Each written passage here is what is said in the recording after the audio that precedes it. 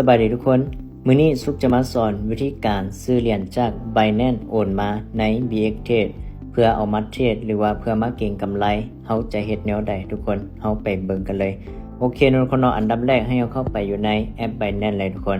โอเคทุกคนเนาะหลังจากเฮาเข้ามาหน้า Binance เป็นที่เรียบร้อยเห็นบ่ให้ทุกคนนี่กดเข้าไปคำว่าการซื้อขายเลยทุกคนกดเข้าไปอยู่ที่การซื้อขายปึ๊บให้ทุกคนกดเข้าไปอยู่ที่ P2P เลยทุกคนโอเคทุกคนเนาะเห็นบ่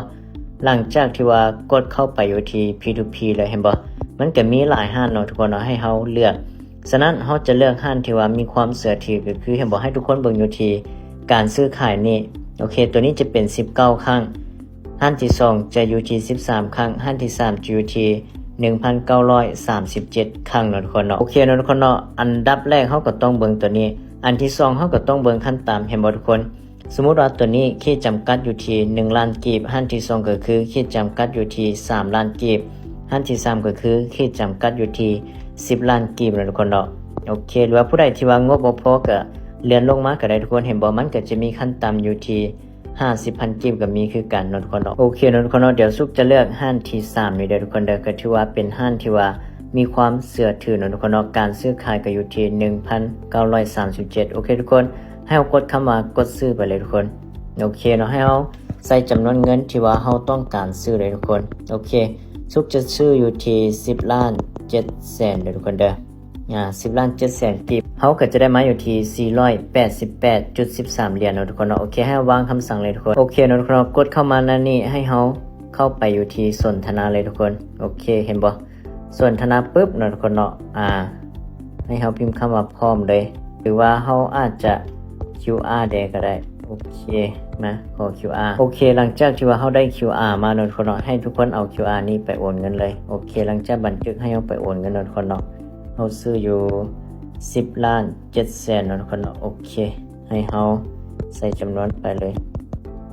โอเคเนาะทุกคนเนาะเห็นบ่หลังจากเขาใส่จำนวนเงินปุ๊บเขาก็กดโอนเงินเลยโอเคโอนเงินปุ๊บก็ถือว่าแคปเอาสลิปการโอนเงินเนาะทุกคนเนาะไปแจ้งแจ้งในแชทเลยทุกคนโอเคแจ้งไปปุ๊บเนาะทุกคนเนาะให้เขากดคำว่าโอนแล้วแจ้งผู้ขายเลยทุกคนโอเคเนาะเห็นบ่หลังจากเฮากดคำว่าโอนแล้วแจ้งผู้ขายแล้วรอถ้าให้ผู้ขายนี่กดยืนยันก็ถือว่าการซื้อเหรียญของเฮาก็ถือว่าสำเร็จเสร็จสิ้นเนาะทุกคนเนาะโอเคเดี๋ยวรอท่าแป๊บนึงโอเคเนาะทุกคนเนาะเห็นบ่ถือว่าการซื้อเหรียญของเฮาก็ถือว่าเป็นที่สำเร็จเรียบร้อยเนาะทุกคนเนาะได้มาอยู่ที่488.13 USDT เนาะทุกคนเนาะโอเคบัดนี้เฮาไปเบิ่งวิธีการโอนเหรียญเข้าสู่ BX เลยทุกคนให้เฮากดเข้าไปอยู่ที่ทรัพย์สินนี้เนาะทุกคนเนาะเห็นบ่ปุ่มทรัพย์สินนี้โอเคเห็นบ่ทุกคนเงินจะมาเข้าอยู่ที่กระเป๋าเฮาอยู่ที่488.13 เหรียญเนาะทุกคนเนาะโอเคให้ทุกคนกดคำว่าถอนเลยเด้อทุกคนเด้อเห็นบ่คำว่าถอนเลยโอเค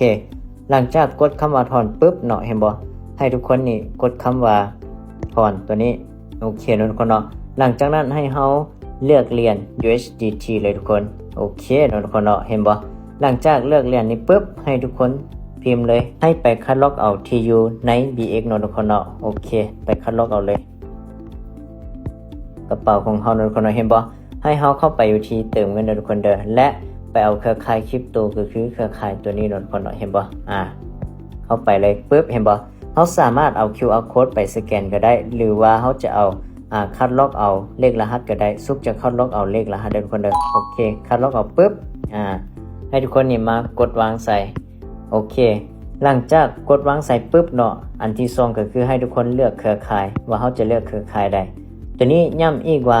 ต้องเลือกเครือข่าย BNB Smart Chain หรือว่าเครือข่ายที่ว่า Chain ที่ว่ามันตรงกันเท่านั้นนะทุกคนเนาะถ้าหากว่ามันบ่ตรงกันปุ๊บเวลาเฮาโอนเหรียญไปเหรียญของเฮาจะหายโอเคกดเข้าไปอยู่ BNB Smart Chain เลยทุกคนโอเคนะทุกคนเนาะหลังจากนั้นจำนวนเหรียญเฮาต้องการถอนเข้า BX เท่าใดเฮาก็ใส่สำนั้นเลยกดคำว่าสูงสุดเนาะเห็นบ่ซุกจะโอนเหรียญเข้าอยู่ที่481.13 เหรียญเลยทุกคนเด้อโอเคหลังจากใส่ข้อมูลเป็นที่เรียบร้อยทุกคนเฮาก็กดคำว่าถอนเลย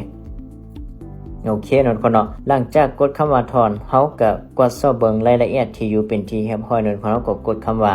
ยืนยันเลยโอเคเนาะ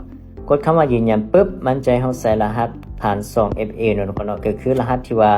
ทุกคนสร้างไว้หั่นแหละให้ทุกคนไปเอารหัสนั้นมาใส่เลยโอเคกดวางใส่ถือว่าการถอนไปสู่ BX ก็ถือว่าสำเร็จเสร็จสิ้นเนาะทุกคนเนาะโอเคเดี๋ยวเฮาไปเบิ่งเรียนใน BX ว่ามันจะเข้าเป็นที่เรียบร้อยบ่เห็นบ่กำลังรอท่าอนุมัติเนาะทุกคนเนาะโอเคให้เฮาเข้าไปใน BX เลยทุกคนเดี๋ยวรีเฟรชเบิ่งโอเคเนาะทุกคนเนาะก็ถือว่าเหรียญที่ว่าเฮาโอนมาจาก Binance ก็มาเข้าอยู่ในกระเป๋าเฮาเป็นที่เรียบร้อยอยู่ที่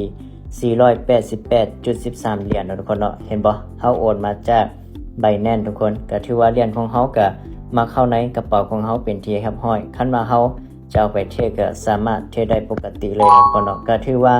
การโอนเหรียญของเฮาก็ถือว่าเป็นที่สำเร็จเสร็จสิ้นเนาะตัวนี้จะเป็นวิธีการซื้อเหรียญจาก Binance โอนมาเข้าเทรดสร้างกำไรใน